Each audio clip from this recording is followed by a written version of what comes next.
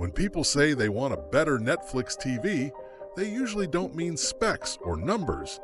They mean how effortless everything feels when they just sit down, open an app, and start watching something without thinking about settings or adjustments. And in that sense, both the QN80H and M80H are already in a very comfortable spot.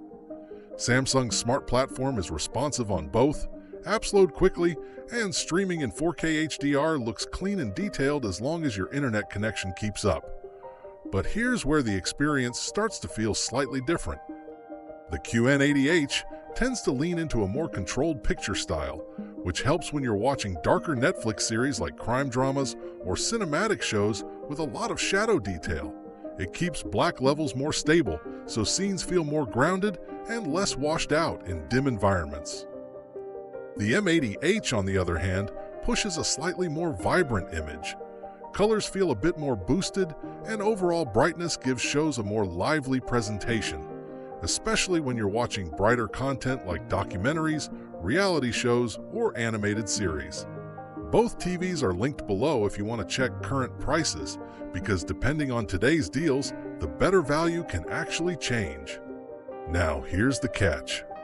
Netflix content varies so much that there isn't really one perfect setting for everything. Some shows are dark and cinematic, others are bright and colorful, and both TVs handle that mix quite well.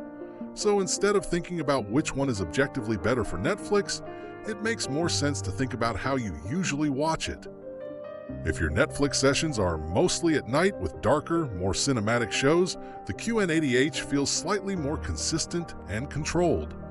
But if you tend to watch a mix of content throughout the day and you prefer a more punchy, visually engaging image, the M80H can feel a bit more exciting overall. And that's really the key difference here. Not performance, but presentation style. Before you decide, make sure to check today's prices and read a few reviews using the links below, because TV deals can change what the better value actually is.